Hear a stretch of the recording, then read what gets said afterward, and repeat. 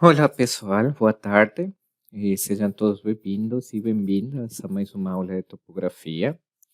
Nesta oportunidade, vamos a ver a primeira aula sobre nivelamento trigonométrico. Meu nome é Cristian Pilapanta e sou professor do Departamento de Geomática da Universidade Federal do Paraná. A aula de hoje está dividida em 4 ou 5 tópicos. E vamos falar um pouco sobre a definição do nivelamento trigonométrico, sobre o instrumental utilizado neste levantamento, algumas aplicações e a classificação do nivelamento trigonométrico e exercícios e como o nivelamento trigonométrico forma parte da norma 13633. Então, o que é o nivelamento trigonométrico? Basicamente, nós podemos definir o nivelamento trigonométrico como uma operação de campo e escritório que visa a determinação do desnível entre dois pontos baseados na resolução de um triângulo retângulo. Como nós podemos ver na figura, nós temos aqui um triângulo, né, em cor laranja, que basicamente é o fundamento do nivelamento trigonométrico. Sim? Então, na figura temos aqui instalado o equipamento, neste caso uma estação total, e no ponto B nós vamos ter o sinal, neste caso seria um prisma, né, que depois vamos ver na instrumentação, que basicamente que é um prisma, né. Então, para isso, né, para nós poder trabalhar com nivelamento trigonométrico, existem certas informações que nós vamos precisar obter em campo. Estas informações basicamente vai ser distâncias, pode ser a distância inclinada ou pode ser a distância horizontal, tanto faz, né, mas precisamos uma delas.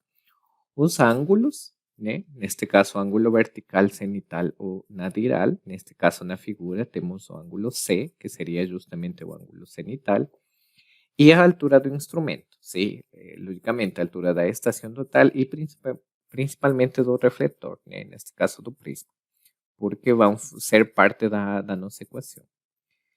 Então, justamente falando disso, né? Qual seria o princípio matemático do nivelamento trigonométrico? Basicamente, nós temos aqui uma relação, né? Que nós podemos ver que a distância vertical mais né, a altura do instrumento seria igual à altura do sinal do prisma mais o desnível entre os pontos que nós estamos calculando, né? Então, resolvendo esta relação, nós teríamos, né, que o desnível entre o ponto A e o ponto B seria igual à distância vertical mais a altura do instrumento menos a altura do sinal. Sim? E agora, então, como nós obtemos a distância vertical? Justamente a distância vertical vai ser obtida através da resolução do triângulo retângulo, né? Então, neste caso, vemos que a distância vertical, se nós usamos a distância inclinada, seria igual à distância inclinada vezes o cosseno do ângulo cenital, ou utilizando a distância horizontal, seria a distância horizontal vezes a cotangente do ângulo cenital. Sim? Substituindo estas duas equações na relação fundamental, então obtemos que o desnível pode ser calculado através, seja da distância inclinada ou da distância horizontal, mais a altura do instrumento e menos a altura do sinal, que neste caso seria o prisma. Sim. Que instrumental nós vamos usar para obter estas informações? Basicamente, quando nós falamos de nivelamento trigonométrico, o principal equipamento vai ser uma estação total. Lembrando que no caso do Laboratório de Topografia da Universidade Federal do Paraná, nós temos dois modelos de estação total. Sim? A Leica TPS 400, que é aquela que nós estamos vendo aqui de cor verde, e a estação total top com GTS 3007, que é a amarela. Sim? Qualquer das duas, o princípio é o mesmo, só que cada uma delas vai ter uma pressão diferente, sim? Uma pressão própria do equipamento. Além disso, logicamente, nós precisamos do prisma, do refletor, né, que nós podemos ver aqui na figura, e logicamente com as balizas, né, que vai ser, vai vir em conjunto para poder nós posicionar sobre o ponto. O tripé para os equipamentos E o nível de cantoneira, porque lembrem que o prisma vocês vão ter que ter verticalizado de forma tal que podamos obter uma medida certa. E uma coisa importante que nós temos também que lembrar neste levantamento, né, neste tipo de levantamento, é levar a treina. Porque lembram que vocês vão precisar a altura do instrumento e a altura do sinal. Então, sempre vai ser necessário ter uma treina para poder medir essa altura. Então, quais são as aplicações do nivelamento trigonométrico? Basicamente, quando o nivelamento trigonométrico é útil? O nivelamento trigonométrico é útil quando nós estamos falando de áreas extensas com grandes desníveis, sim?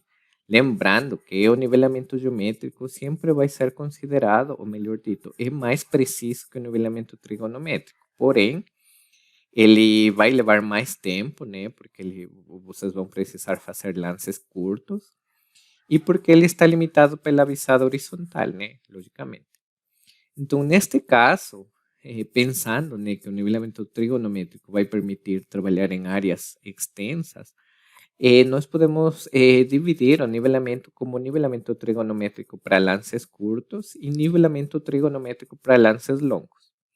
A única diferença, logicamente, vai ser o tamanho da visada, né, que para o lance curto seriam visadas de até 150 metros e para lances longos seriam visadas maiores a 150 metros. Sim, no caso dos lances curtos, este tipo de nivelamento é útil para levantamentos por caminhamento.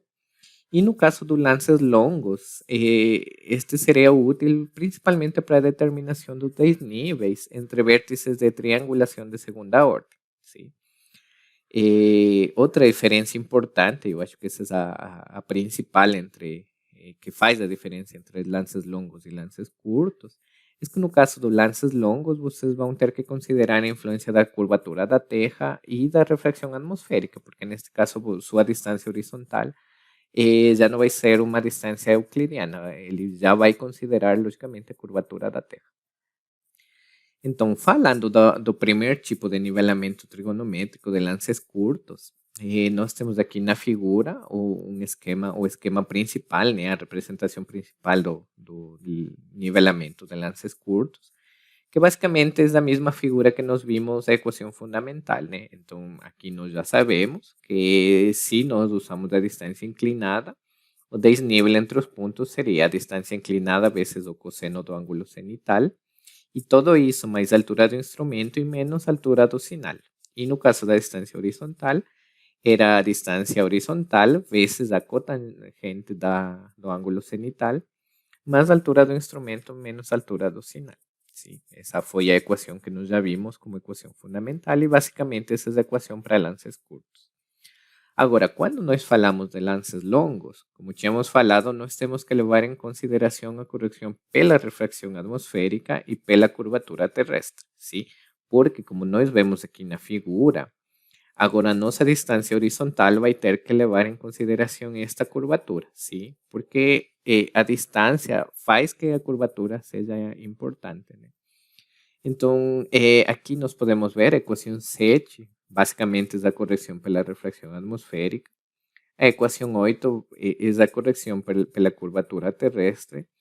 E nós podemos juntar as duas e ter um termo falado de correção combinada, que basicamente seria este aqui, né? A distância horizontal ao quadrado, dividido para duas vezes o raio da Terra, né? Que nós podemos, ou geralmente nós trabalhamos com valor aproximado, que seria de 6.371 quilômetros, e todo isso vezes uma diferença de 1 menos K, onde K basicamente é o coeficiente de refração, e este coeficiente vai depender da região de trabalho, sim? Então, para cada região de Brasil, onde vocês façam o levantamento, vai ter um coeficiente de refração determinado. Aqui, para nós, geralmente nós usamos um coeficiente de 0,13. Sim? Esse é o coeficiente aproximado que nós usamos em nossos estudos. Então, a única diferença, como tinha falado, dos lances curtos e dos lances longos vai ser a inclusão desse termo na equação. Sim? Então, novamente temos nossas equações fundamentais para a distância inclinada e para a distância horizontal. E nessas equações agora temos um termo novo, que seria mais a correção combinada da refração atmosférica e a curvatura da Terra. Sim? Então não tem muita coisa nova, unicamente vai ser a inclusão desse termo nas equações. Então, por que é importante a inclusão do termo de correção? E neste slide nós temos uma figura e uma tabela justamente com os valores do efeito da curvatura e da reflexão em função da distância. Sim? Então, por exemplo, para uma distância de 1000 metros, né, entre os pontos, nós teríamos um efeito da curvatura aproximado de 7,80 centímetros e da reflexão de 1,01 centímetros. Né? Então, teríamos um efeito combinado de 6,80 centímetros. E assim por diante, né? Para cada um dos valores diferentes de distância, nós podemos ver que o efeito da curvatura vai aumentar. Né? Então, por isso é importante sempre considerar o termo de correção no cálculo do desnível, utilizando nivelamentos trigonométricos com lances longos. Então, para entender melhor os diferentes tipos de nivelamento trigonométrico, vamos fazer dois exercícios, um para lances curtos e outro para lances longos. O primeiro exercício fala determinar o desnível entre um marco geodésico localizado na praça pública da cidade de Mariano Moro e uma colina afastada de aproximadamente 123 metros. Os dados coletados no campo são a distância inclinada igual a 124,32 metros, o ângulo cenital igual a 81 graus, 10 minutos, 25 segundos, a altura do instrumento de 1,45 metros e a altura do prisma 1,67 metros. Então, com estes valores e usando nossa relação fundamental, onde o desnível entre o ponto A e B é igual a distância vertical mais a altura do instrumento menos a altura do prisma, então nós podemos obter o valor do desnível. Para isso, né, para o cálculo da distância vertical, fazemos a resolução de nosso triângulo retângulo, utilizando a equação da distância inclinada, né, porque esse é o dado de campo. Então, neste caso, a distância vertical seria igual à distância inclinada vezes o cosseno do ângulo cenital, e com isso obtemos um valor de 19,08 metros. Substituindo a distância vertical na relação fundamental, então obtemos que nosso desnível entre o ponto A e B é igual a 18,86 metros. Agora, usando o mesmo exercício, só que agora temos uma distância inclinada de 187,23 metros, né? Vamos fazer o mesmo cálculo, só que neste caso, como nossa distância passa o valor para ser considerada lance curto, então estamos já trabalhando com um nivelamento trigonométrico por lances longos. Então vamos ter que considerar, logicamente, o efeito da refração e o efeito da curvatura da Terra. Então, para este caso, nós usamos nossa segunda relação fundamental, né? Lembrando que eram a mesma equação, utilizando neste caso a distância inclinada, só que no final nós vamos ter que também somar o termos da correção da curvatura. Sim? Então, como fazíamos o cálculo da correção combinada? Lembrem que este termo era igual à distância horizontal ao quadrado, dividido para 2 vezes o raio da Terra, e tudo isso vezes 1 menos K, onde K era uma constante, né, que era determinada pela região de estudo. Então, para isto, nós podemos ver que aqui estamos precisando da distância horizontal. Então, como nós calcularíamos a distância horizontal? Neste caso, basicamente, a distância horizontal seria igual à distância inclinada vezes o seno do ângulo cenital. Né? Então, neste caso, nossa distância horizontal seria 185,01 metros. E com este valor, agora sim podemos calcular a correção combinada. E neste caso podemos ver que nossa correção é igual a 0,0023 metros. Então, utilizando estes valores e reemplazando, né, na nossa relação fundamental, substituindo, na verdade, na nossa relação fundamental, então obtemos um desnível entre o ponto A e B igual a 28,51 metros. Finalmente, é importante dizer que a norma NBR 13133, que é a norma que fala sobre a execução de levantamentos topográficos, define o nivelamento trigonométrico como um dos quatro tipos de nivelamento utilizados para a determinação de altitudes ou cotas, né? Neste caso, de acordo com a tabela 8, o literal 6.4.3 da norma, estabelece o nivelamento trigonométrico como classe 3N, utilizado para a determinação de altitudes ou cotas em poligonais de levantamento de perfis para estudos preliminares e para estudos de viabilidade em projetos. Aqui algumas referências utilizadas na presente apresentação. E obrigado por tudo. Até uma próxima.